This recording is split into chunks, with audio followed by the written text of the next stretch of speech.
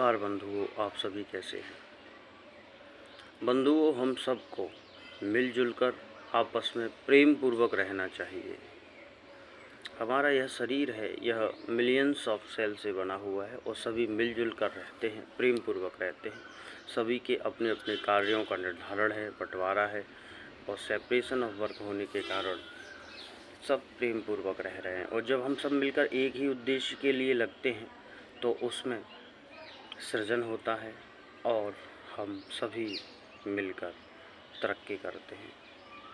परंतु आज कलयुगी समय में हम देख रहे हैं कि गृह परिवार में आपस में द्वेष और क्लेश के साथ साथ जो हमारी एक परंपरा थी, क्या परंपरा थी हमारी, कि संयुक्त परिवार हुआ करते थे भारतवर्ष में, जहाँ 3 तो छोड़िए जनाब 4-4 पीढ़ियों के लोग एक साथ रहा करते थे। आज वह समाप्त होते होते स्थिति यह आई कि 2 पीढ़ियों में नहीं बढ़ रही थी।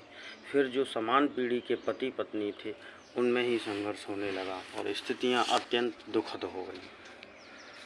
मित्रों, चाहे जैसी भी स्थितियां हो, चाहे जो भी हो रहा हो, व्यक्ति को अपना मानसिक संतुलन नहीं खोना चाहिए। वह सदैव आनंदित हो, प्रसन्नचित्त हो, मुदित हो, प्रमुदित हो, यह अत्यंत आवश्यक है। जब व्यक्ति प्रसन्न नहीं होता, मुदित नहीं होता, तो बड़ी समस्या आ जाती है जीवन में। क्या समस्या आ जाती है? समस्या यह आती है बंधु कि जब हम आनंदित नहीं रहते, जब स्ट्रेस लेवल ज़्यादा होता है, तो स्ट्रेस का सीधा प्रभाव हमारे पाचन तंत्र पे पड़ता है। पाचन तंत्र जो हमारा पेट है, इसमें भी कुछ किराएदार के रूप में रहते हैं। वो किराएदार हेल्थी बैक्टीरिया हैं जो किराए के रूप में हमें स्वस्थ शरीर देते हैं। जब मन में अस्वस्थता आती है तो उसके कारण पाचन तंत्र के वह बैक्टीरिया कम हो जाते हैं, जिससे तन में अस्वस्थता आ जाती है। उसके अभाव में व्यक्ति फिर हॉस्पिटल्स के चक्कर लगाता है। डॉक्टर्स एंटीबायोटिक्स देते हैं क्योंकि शरीर में रोग आ जाते हैं और रोगों के निदान में जो बच्चे कुछ बैक्टीरिया थे वह और कम हो जाते हैं। तो आपने भी यह जीवन में महसूस किया होगा, जब हाई एंटीबायोटिक दिया जाता है और व्यक्ति स्वस्थ होता है तो वह देखता है कि उसके शरीर में कमजोरी होती है। वो कुछ खाता पीता है तो दस्त उसे लग जाते हैं क्योंकि पाचन तंत्र के वह बैक्टीरियाओं का समन हो गया, अच्छे से नहीं पचता।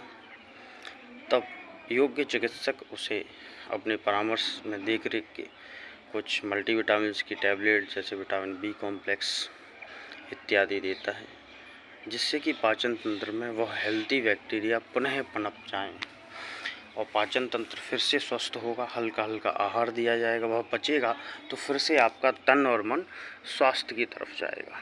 इसलिए बंधुओं, हमारे शास्त्रों में पहले ही कहा गया कि हमको हमेशा आनंदित रहना चाहिए। माँ कर शोकम मुदित मनाभव मानस श्लोकम। हमेशा आप आनंदित रहें और आपके शरीर में परिवर्तन ना हो। आपकी जो स्थिति है आनंदित होने की, क्योंकि हम सभी उसी परमात्मा के अंश हैं, वो हमेशा बनी रहे। आनंद का मतलब यह नहीं कि हंसते रहते हैं। कुछ लोग अंदर से दुखी होते हैं और हंसते रहते, वह नहीं।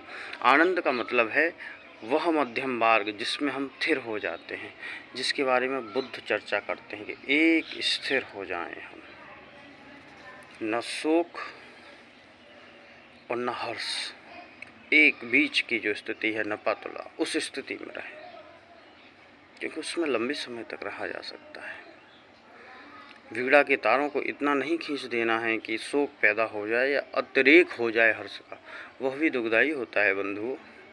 हमें स्थिति में रहना। इसीलिए आपने स्वयं, आज तो मेडिकल साइंस भी कहती है कि विटामिन्स की अधिकता भी दुखदायी है, विटामिन्स की कमी भी दुखदायी है, हार्मोन्स की अधिकता भी दुखदायी है, कमी भी दुखदायी है। हार्मोन्स का, विटामिन्स का एक बैलेंस होना चाहिए। उसी प्रकार से जब मैं कहता हूँ कि हम हर्षित रहें तो इसका मतलब यह नहीं कि हम बहुत ज़्यादा खुश हो जाएं, ना ना ना। हर्षित और प्रसन्नचित्त का यहाँ सीधा अर्थ यह है कि हम शोक में न डूब जाएं। शोक के क्षणों में यह याद हो, फिर से हम बैलेंस हो जाएं। हर्ष के क्षणों में यह बातें हमें याद हों, फिर से हम बैलेंस हो जाएं। सम्मान में बहुत ज़्यादा फूल ना जाएं, अपमान में बहुत ज़्यादा घृणित और ग्लानि से न भर जाएं, इसलिए हमें बैलेंस में जीवन रखना चाहिए। अगर हम मध्यम मार्ग में रहेंगे तो हम सृष्टि में, मृत्युलोक में जितने समय के लिए आए हैं उसका भरपूर उपयोग कर पाएंगे। हमेशा बैलेंस में रहने का आपको सतत प्रयास करना होगा। और अगर व्यक्ति बैलेंस में रहता है तो वो अपने ऑफिस को, अपने घर को, अपनी माँ को, अपनी पत्नी को, अपनी बहन को, अपने संतान को अच्छे से, जिसको हम कहते हैं अच्छे का सेंस यहाँ पे यह है कि समुचित समय के साथ संतुलित जीवन जी सकता है। अगर आपकी कोई प्रेमिका है तो उसके साथ भी आप समुचित जीवन कर सकते हो। यहाँ आप यह स्वयं अपने आप ही अनुभव करोगे कि जो भी जीवन में महान हुए हैं और वास्तविकता में वो सफल हैं, सफलता का मतलब यह नहीं कि बहुत कुछ प्राप्त कर लिया, तो वही व्यक्ति हैं जिन्होंने जीवन में बैलेंस को आधार बनाया। वरना तो ऐसा देखा गया कि हम यह देखते हैं कि बहुत लोग ऊंचाइयों तक तो गए लेकिन वो सफल नहीं हुए। वो स्वयं में उन्होंने रिक्तता पाई, अभाव पाया।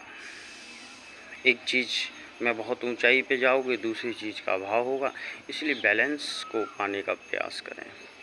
उम्मीद है यह बातें आपको, आप अगर विद्यार्थी हैं तो स्वयं उसमें जीवन में भी देख सकते हैं। जीवन का कोई भी बड़ा हो, ये निश्चित रूप से उपयोगी साबित होंगे, ऐसा मेरी अपनी मान्यता है।